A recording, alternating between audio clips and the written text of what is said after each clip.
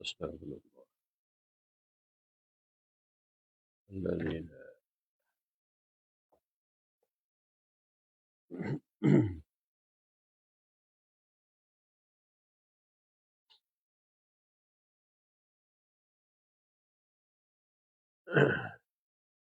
أستغفر الله الذين اللهم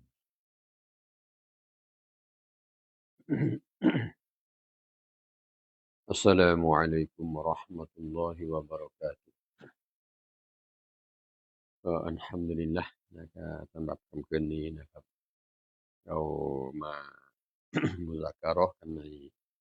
หนังสือมินฮาจุลอาบิดีนของอิหม่ามอัลกอซาลีเราะฮิมะฮุลลอฮ์เอ่อเอ่อเรายังคงอยู่ในเรื่องของการเตาบัตการเตาบัตการเตาบัต ฉะนั้นการเตาบัตจากความผิดเนี่ยอ่ามันจะมีอยู่อ่าสองแบบมันจะมีอยู่สองอย่างเรามาได้ในรายละเอียดของ หนังสือ พี่น้องที่มีหนังสือนะมินฮาจุนอาบิดินหน้า19อ่าหน้า19บรรทัดที่8นับจากข้างหลังมินฮาจุนอาบิดินบรรทัดที่8นับจากข้างหลัง أعوذ بالله من الشيطان الرجيم بسم الله الرحمن الرحيم الحمد لله رب العالمين والصلاة والسلام على أشرف الأنبياء والمرسلين وعلى آله وصحبه أجمعين سبحانك لا علم لنا إلا ما علمتنا إنك أنت العليم الحكيم ولا حول ولا قوة إلا بالله العلي العظيم قال رب اشرح لي صدري ويسر لي أمري واحلل عقدة من لساني يفقه قولي قال المصنف رحمه الله تعالى ونفعنا والمسلمين بعلومه في الدارين آمين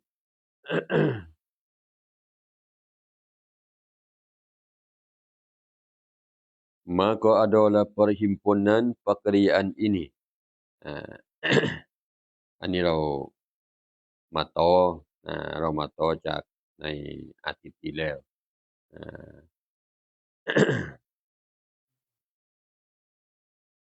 อ่าในอาทิตย์ที่แล้วนี้เราก็ยังคงอยู่ในเรื่องเกี่ยวกับอ่าการตอบัตนะครับการตอบัตจากความผิดในเรื่องเกี่ยวกับฮักคุณอาดัมอ่าความผิดเกี่ยวกับฮักคุณอาดัมนะฉะนั้นฮักคุณอาดัมนี้มันเป็นสิ่งที่มีความอยากเมื่อที่ได้เรียนผ่านกันมาแล้วเป็นสิ่งที่มีความอยากความว่าอยากในที่นี้นี่หมายถึงว่านะอัลลอฮฺซุบฮานะฮูวะตะอาลาเนี่ยได้กำหนดกรอบหรือขอบเขตในการที่เราจะตอบัตจากฮักคุณอาดัมเนี่ยไว้เพิ่มมากกว่าจากการตอบัตในเรื่องของฮักกุลลอฮ์นะฉะนั้นเนี่ยนะถ้าหากว่าเราวันหนึ่งวันใดได้มีการอ่าสำนึกนะครับรู้สึกผิดเพื่อที่จะขอมาอัฟขออภัยในเกี่ยวกับฮักคุณอาดัมนะก็ให้ท่านพี่น้องได้รีบอ่าได้รีบทำการตอบัตจากอัลลอฮ์และก็ขอฮาลาลขอฮาลาลจากสิ่งที่เราได้ทำการละเมิดต่อพี่น้องด้วยกันต่อฮักคุณอาดัมฉะนั้นเนี่ยนะ ก่อนหน้านี้เนี่ยถ้าหากว่าเราไม่สามารถที่จะนะไม่สามารถที่จะไปขออภัยไม่สามารถที่จะไปขอฮาลาลให้กับเขาได้นะ เอ่อ ให้เราได้มีการตำหนิกันตัวเองนี่มีการตำหนิกันตัวเองและก็มารอนเนาะกันดีในการตำต้อยกันตัวเองหลังจากนั้นเราก็ได้มีการมารอนเนาะกันดีและก็รู้สึกเสียใจอย่างจริงๆจังๆรู้สึกเสียใจอย่างจริงๆจังๆเพื่อที่จะให้ผู้ที่เราละเมิดกับเขาเนี่ยได้มีการเรโดให้กับเราในวันกิยามะฮ์ได้มีการอภัยโทษให้กับเราในวันกิยามะฮ์และก็ให้เรานี้ มีการ ท่อมตัวกับอัลลอฮ์ سبحانه และ تعالى ทีนี้มาต่อในเนี่ยมาต่อในตรงนี้นะมาต่อในตรงนี้ maka adalah perhimpunan pekerjaan ini ฉะนั้นท่านอิหม่ามอัลกอซาลีบอกว่าข้อสรุปเนี่ยนะ perhimpunan ข้อสรุปในเรื่องราวเรื่องราวในที่นี้เนี่ยนะ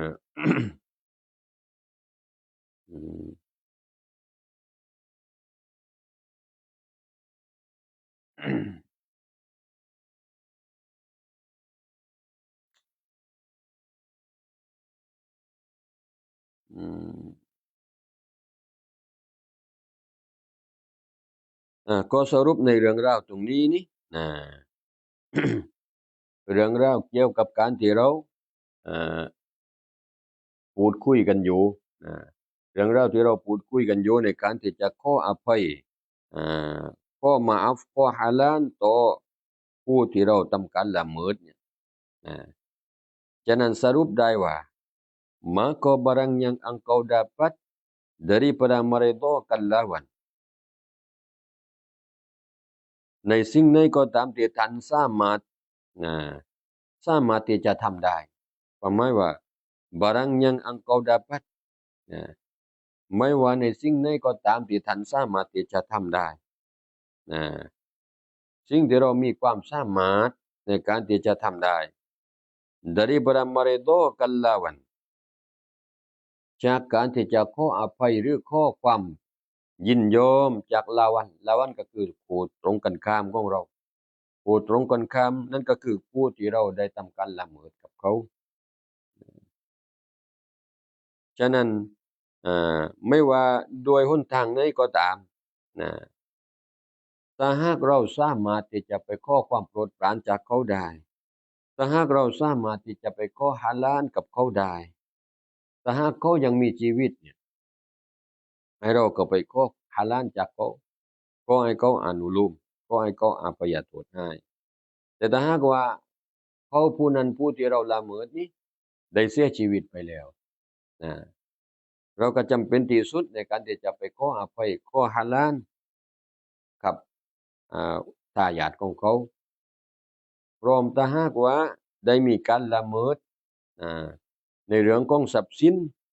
ต่างๆเหล่านั้นเราก็จะต้องไปคืนกันกับทายาทของเขาฉะนั้นไม่ว่าจะเป็นหนทางไหนก็ตามสิ่งที่ท่านสามารถที่จะทำได้ก็ไม่ว่าบารางyang engkau dapatเนี่ย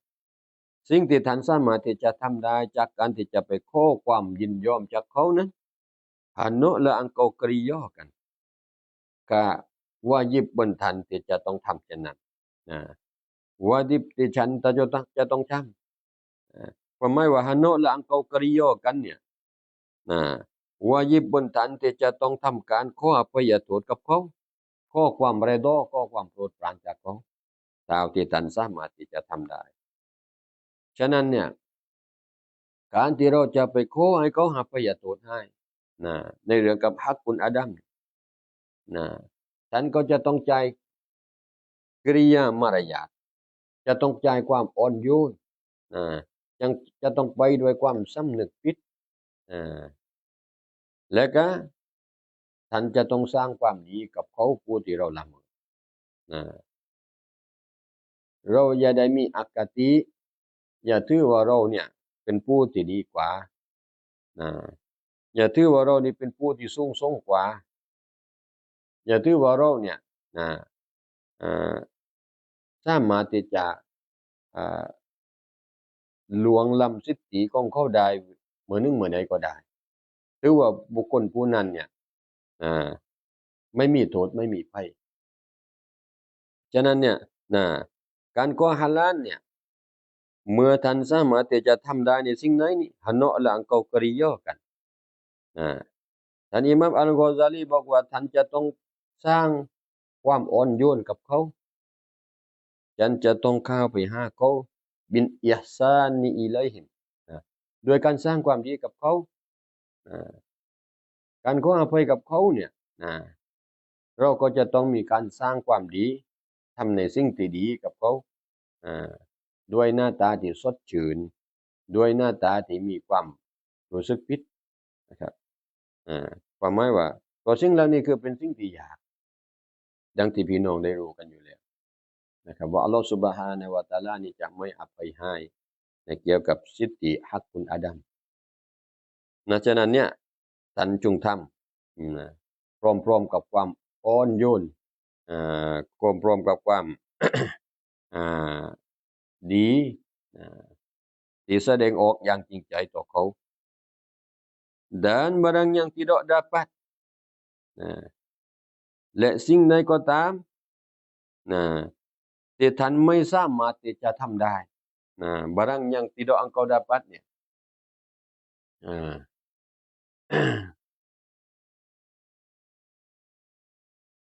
สิ่งที่ท่านไม่สามารถในเกินติดขอบเขตที่ท่านไม่สามารถที่จะทำได้ในการที่จะไปขอความโปรดปราน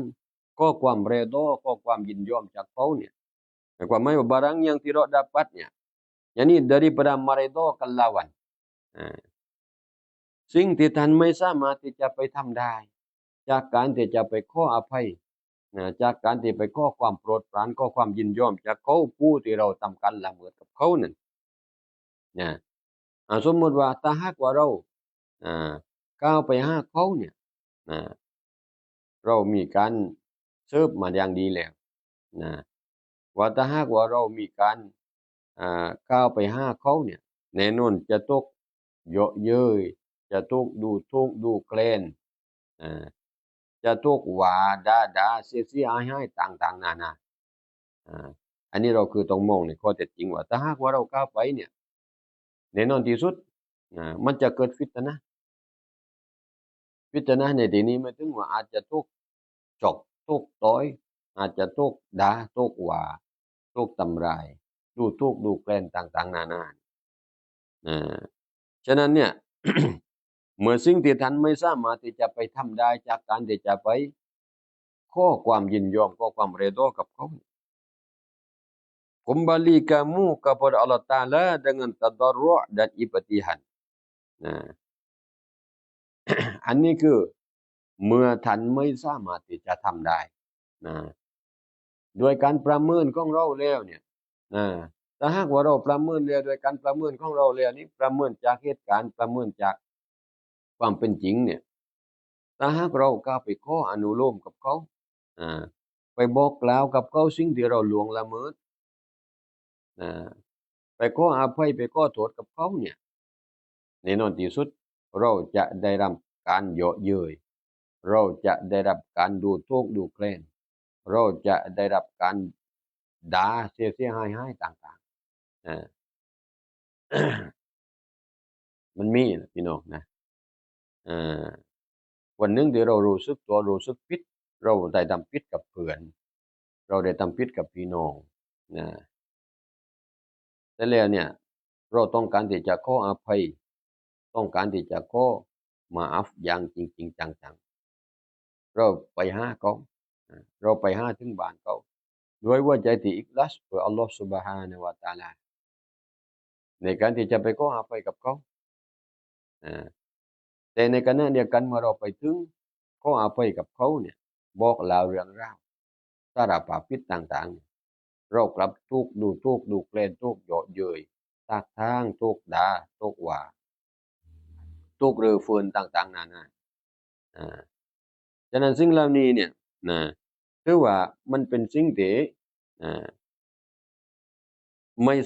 ท่านไม่สามารถที่จะไปทำเช่นนั้นได้ในความหมายว่าdan barang yang tidak dapat Yani daripada meredakan akan lawan.ในเมื่อเกิดเหตุการณ์เช่นนี้ kembalilah kamu kepada Allah Ta'ala ท่านจงกลับสู่อัลลอฮ์ Subhanahu wa Ta'ala เมื่อท่านตั้งใจจริงรู้สึกสำนึกผิดตั้งใจจริงในการที่จะไปขอมาอัฟแต่เกิดเหตุการณ์เหล่านั้นขึ้นมาท่านจงกลับสู่อัลลอฮ์ Subhanahu wa Ta'ala เถิดจงกลับสู่อัลลอฮ์ Subhanahu wa Ta'ala นี่dengan tadarru' tadarru'nyaนี่merendahkan diri ด้วยการรู้สึกสำนึกผิดท่อมตนท่อมตนเราตำหนิกันตัวเองตำหนิกันตัวเองแล้วก็รู้สึกท่อมตนด้วยหัวใจที่จริงๆจังๆ dan ibtihan ibtihan ก็คือtadarru' เหมือนกันแหละ ibtihan นี่คือการที่เรารู้สึกน้อยท่อมตัวต่ำต้อยกันตัวเองด้วยการอิคลาสกันดุอาก็เรียกat-tadarru' bi ikhlasid du'a ก็หมายว่าอิบติฮันเรามีการต่ำต้อยกันตัวเองพร้อมๆด้วยข้อดุอาที่มีความอิคลาสเพื่ออัลลอฮ์ Subhanahu wa Ta'ala ข้อดุอาให้กับเขาข้อดุอาให้กับเขาผู้ที่เราได้ล่วงละเมิดกับเขา dan bersedekah และให้เราได้มีการบริจาคsedekah วากัฟญาริยะห์เนียดผลบุญให้กับเขาผู้ที่เราล่วงละเมิดเนี่ยคิดว่าหลายๆคนนะครับคิดว่าหลายๆคนเจอเหตุการณ์เหล่านี้ในการใช้ชีวิตในสังคมเนี่ยมันก็จะต้องมีการกระทบกระทั่งมีการ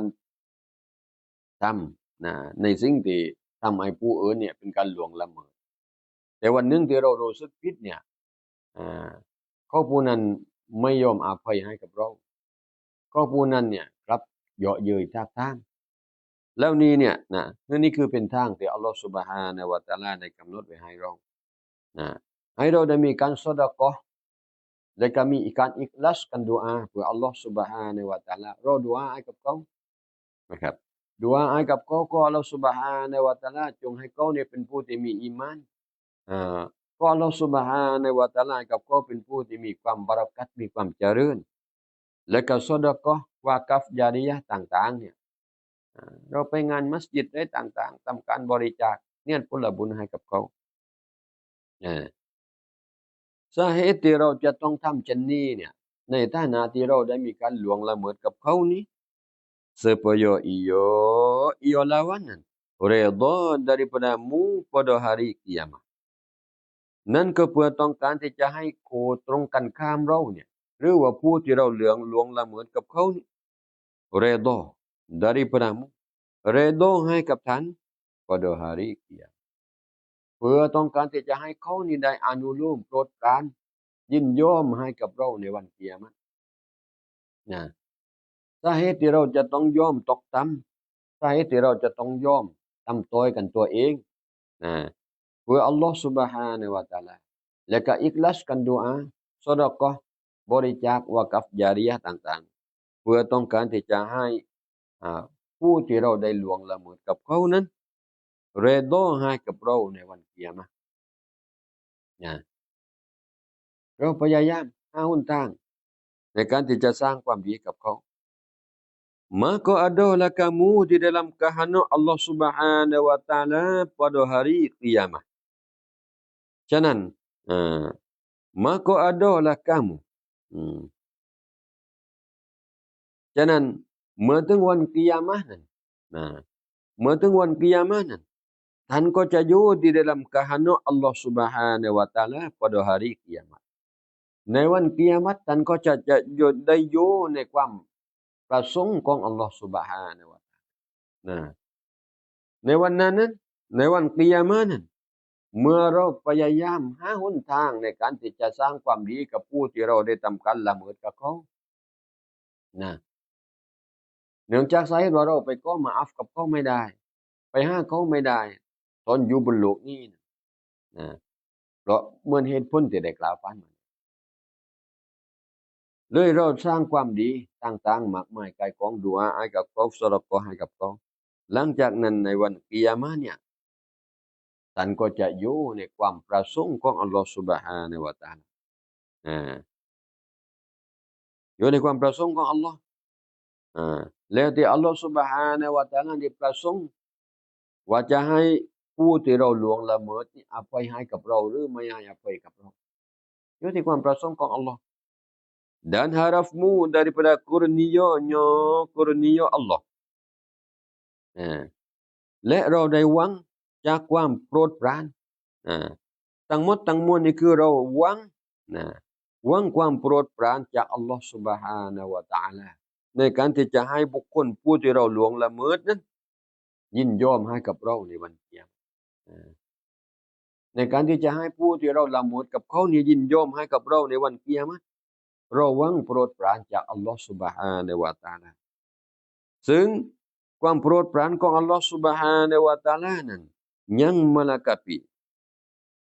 เป็นสิ่งที่มีความครอบคลุมกว้างเหลือเกินถึงความโปรดปรานของอัลลอฮฺ سبحانه และ تعالى เป็นสิ่งที่มีความยิ่งใหญ่เป็นสิ่งที่มีความกว้างครอบคลุมเหลือเกินเราหวังในความโปรดปรานจากอัลลอฮฺ سبحانه และ تعالى ในวันกิยามะห์dan kebaikan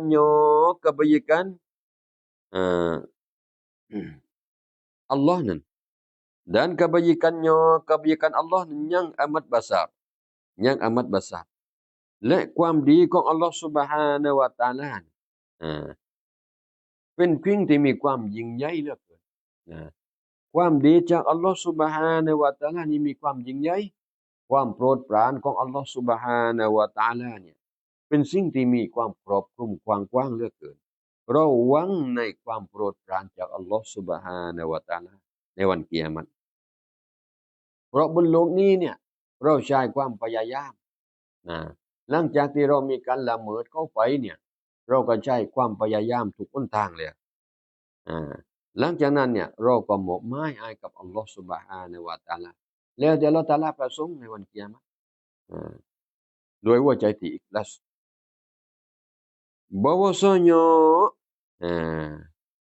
bahwasanya แต่จริงอัลลอฮฺ سبحانه และ تعالى apabila diketahui akan benar engkau daripada hatimu เพราะว่าแท้จริงเนี่ยเมื่อใดก็ตามที่อัลลอฮฺ سبحانه และ تعالى เนี่ยรู้แล้วว่านั้นออกมาจากความจริงใจของท่าน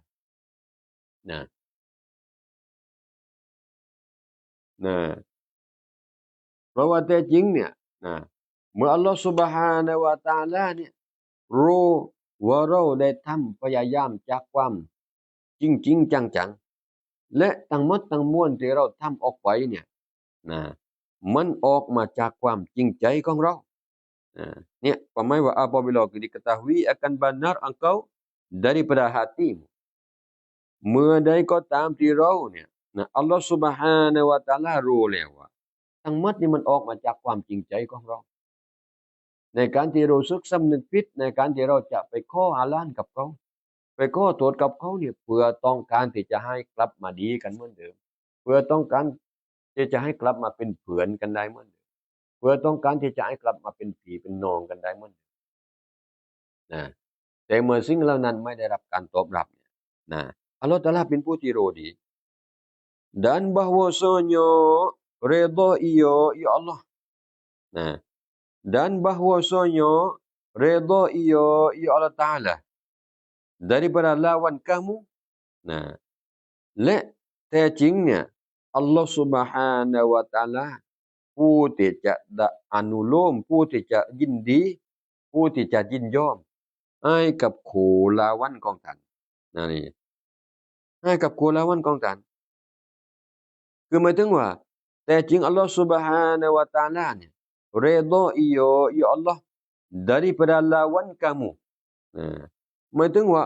อัลลอฮฺ سبحانه และ تعالى เนี่ยจะให้ลาวันก็คือคู่ตรงกันข้ามหรือว่าผู้ที่เราละเมิดกับเขาเนี่ยให้เขานี่เป็นผู้ที่ว่าเรโดให้กับเราdaripada bandero an kurnia Allah แต่จริงอัลลอฮฺ سبحانه และ تعالى เนี่ย จะเรโดหมายถึงว่าจะให้ผู้ที่เราได้ทำการละเมิดกับเขานี่เรโดให้กับเรา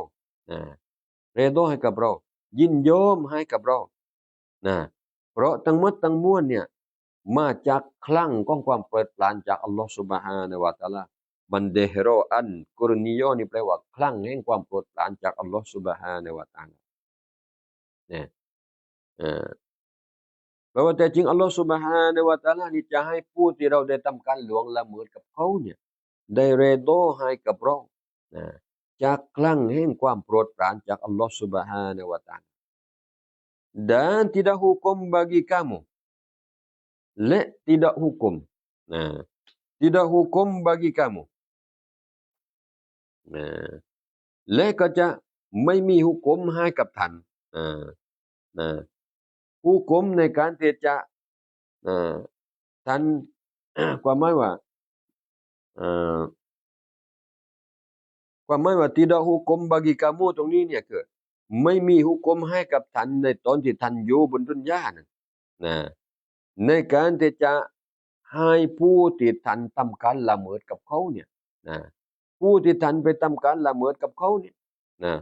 ไม่ได้มีครบไม่ได้มีกฎกติกานะในการที่บังคับจะต้องให้ผู้ที่ท่านไปล่วงละเมิดเนี่ยเรโดให้กับท่านนะ tidak hukum bagi kamu นะความหมายว่า tidak hukum ตรงนี้เนี่ยบิอิรดออิลคุซุมในการที่จะให้ผู้ที่เราทำการละเมิดกับเขานี่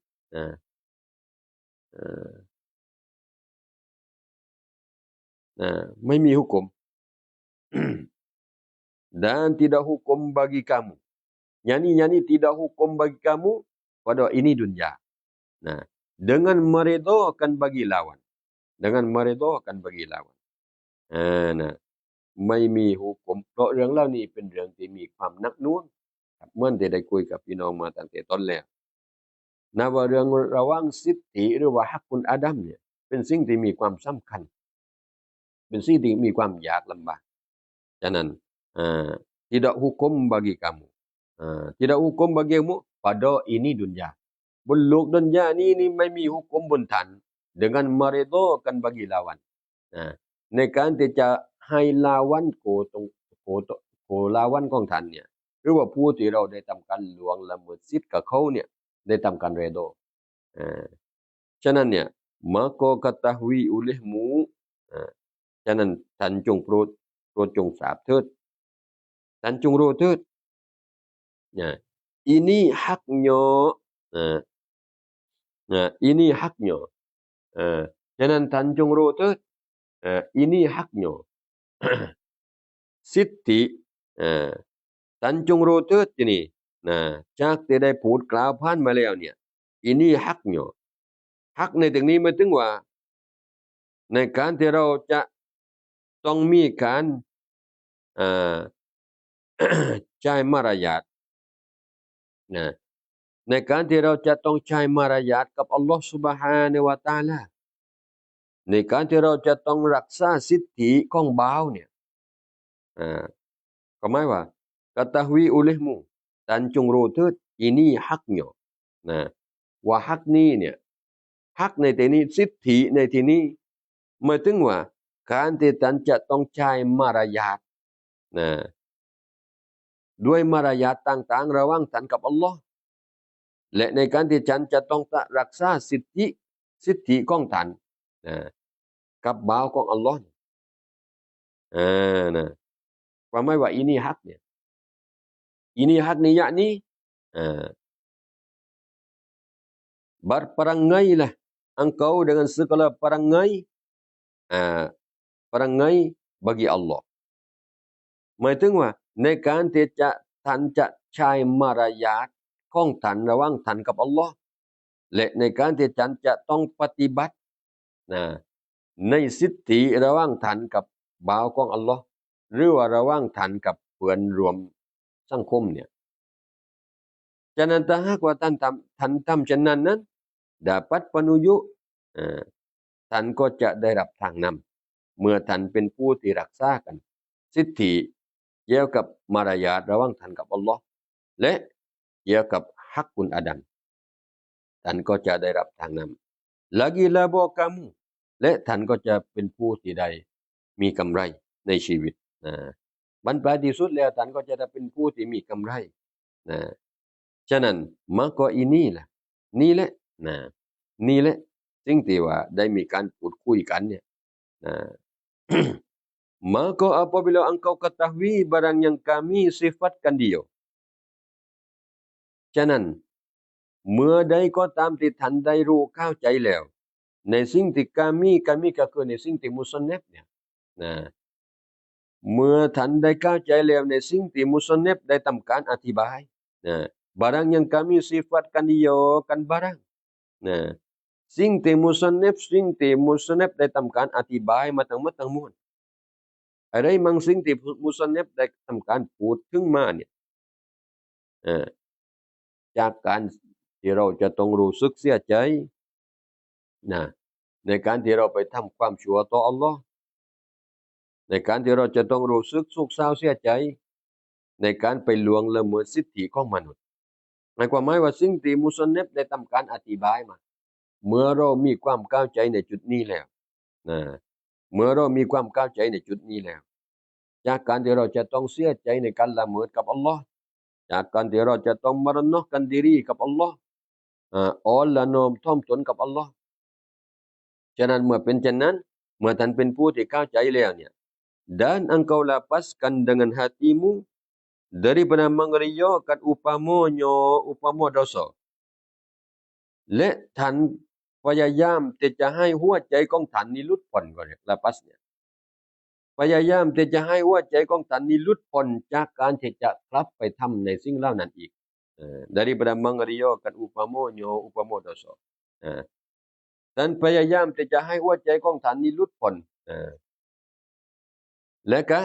พยายามที่จะนำพาตัวเองออกมาจากการที่จะไปทำในสิ่งเหล่านั้นอีก pada yang lagi akan datang ในเวลาอนาคตต่อไปข้างหน้าเนี่ยนะเมื่อเราหัวใจของเรานี่รู้สึกสำนึกเสียใจนะในการที่เราฝ่าฝืนต่ออัลลอฮ์ฝ่าฝืนในหุกมระหว่างท่านกับมนุษย์นะและก็เราตั้งใจที่จะไม่ไปทำในสิ่งเหล่านั้นอีกในเวลาต่อไปข้างหน้าเนี่ยpada yang lagi akan datang เนี่ยเมื่อหัวใจของเราหลุดพ้นจากสิ่งเหล่านั้น maka sonyo telah keluar oleh engkau daripada dosa sekalian dosa นะฉะนั้นนั่นหมายถึงว่าท่านเนี่ยเป็นผู้ที่ได้นำตัวเองหรือว่าถ้าตัวของท่านเองเนี่ยได้หลุดพ้นจากความผิดทั้งหลายเลยแล้วได้หลุดพ้นจากความผิดทั้งหลายเลยแล้วเมื่อหัวใจของท่านเนี่ยนะสำนึกได้ในความผิดต่างๆที่เคยทำกับอัลลอฮฺซุบฮานะฮูวะตะอาลาเมื่อหัวใจของท่านพยายามใช้ทุกๆวิธีทางในการที่จะไปขอความโปรดปรานขออภัยขอมาอัฟขอฮาลาลกับมนุษย์ผู้ที่เราล่วงละเมิดนะและตั้งใจที่จะไม่ไปทำในสิ่งเหล่านั้นอีกในอนาคตต่อไปข้างหน้านี้นั่นหมายถึงว่าท่านได้ออกจากความผิดทั้งหมดแล้วนะmaka sonyo telah keluar oleh engkau daripada dosa sekaliannya ท่านได้ออกจากความผิดทั้งหมดแล้วไม่ว่าจะเป็นความผิดที่ฮักคุณอัลลอฮ์หรือว่าฮักคุณอาดัมdan jika hasin daripadamu melepaskan hati daripadanya yakni daripada mengeriakan upamanya นะและถ้าหากว่ามันเกิดขึ้นความหมายว่า dan jika hasin daripadamuถ้าหากว่าเมื่อใดเมื่อก็ตามที่มันเกิดขึ้นกับท่านอะไรล่ะ melepaskan hati daripadanya daripada mengeriakan upamanya นะเมื่อใดก็ตามที่มันเกิดขึ้นในหัวใจของเราในการที่เราต้องการที่จะหลุดพ้นจากการที่ไปทำสิ่งเหล่านั้นอีกที่เคยทำพลาดมาในอดีตเนี่ยนะความผิดต่างๆที่เราเคยทำพลาดพลั้งมาในอดีตความผิดระหว่างเรากับอัลลอฮ์ความผิดระหว่างเรากับมนุษย์เมื่อรู้สึกหัวใจของมันหลุดพ้นไม่จะกลับไปทำสิ่งเหล่านั้นอีกแล้วเนี่ย dan tidak hasin daripada membayarkan barang yang luput แต่ว่าในขณะเดียวกันเนี่ยท่านไม่มีความสามารถในการที่จะไปชดใช้ในสิ่งที่ได้สร้างความเสียหายอ่าในสิ่งที่ท่านได้ล่วงละเมิดกับเขาเนี่ยท่านไม่มีความสามารถในการที่จะไปชดใช้ Dan tidak pula dapat minta redha daripada ampunnya. และท่านไม่สามารถที่จะไปขอเรดอหรือไม่สามารถที่จะไปขอฮาลาลกับอัมปุโญก็คือผู้ที่เราได้ล่วงละเมิดกับเขาเนี่ยนะเราสำนึกเรารู้สึกหมดเลยนะเรารู้สึกเสียใจในทุกๆสิ่งทุกอย่างที่เราได้ทำพลาดพลั้งมาในอดีตทั้งหมดเนี่ยแต่ว่าเกี่ยวกับฮักคุณอาดัมสิ่งที่เราได้ล่วงละเมิดเข้ามาเนี่ยไม่สามารถที่จะไปชดใช้ได้ในฐานะของเราในตอนนี้เนี่ยเราไม่สามารถที่จะเอาสิ่งที่เราเคยล่วงละเมิดกับเขาเนี่ยไปชดใช้กลับคืนให้กับเขาได้และก็ไม่สามารถที่จะไปขออภัยกับเขาโดยเหตุผลต่างๆนานาไม่สามารถที่จะไปขอฮาลาลกับเขาได้อย่างเช่นถ้าหากเราไปขอฮาลาลกับเขาเนี่ยเราก็จะโดนทุบตีทำร้ายโดนฆ่าโดนแทงหรือว่าโดนด่าโดนว่าโดนดูทุกข์ยับเสียหายต่างๆนานาจนกระทั่งไม่สามารถที่จะไปขอฮาลาลกับเขาได้maka taubatnya itu lagi tinggal นะ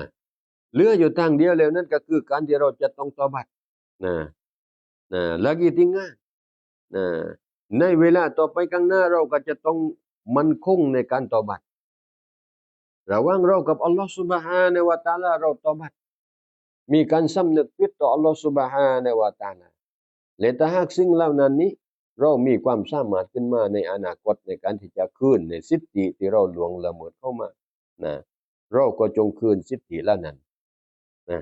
ฉะนั้นเมื่อเป็นเช่นนั้นแล้วเนี่ยเราพยายามอย่างสุดๆในทุกๆวิธีทางแล้ว dan segala dosa diampunkan และนะเกี่ยวกับบรรดาความผิดนั้นนะและเกี่ยวกับบรรดาความผิดต่างๆนั้น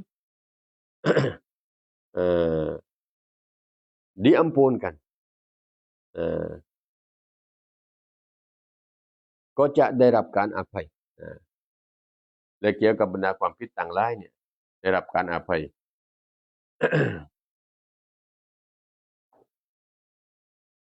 อืม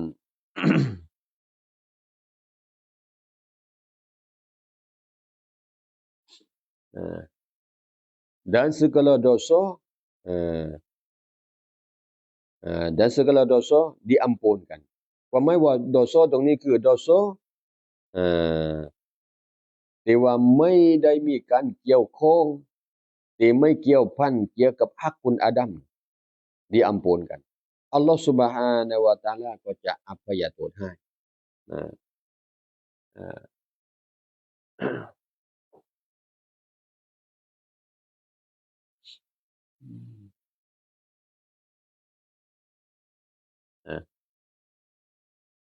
ฉะนั้นความหมายว่า dan segala dosanya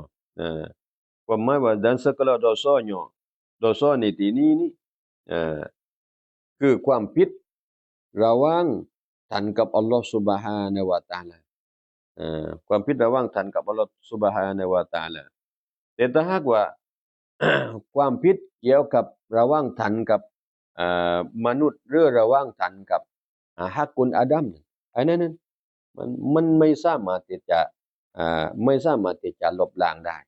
นะไม่สามารถที่จะลบล้างได้คือระหว่างฮุกูกุลอาดามีเนี่ยในสิทธิระหว่างท่านกับมนุษย์สิ่งที่ท่านได้ทำการล่วงละเมิดต่างๆเนี่ย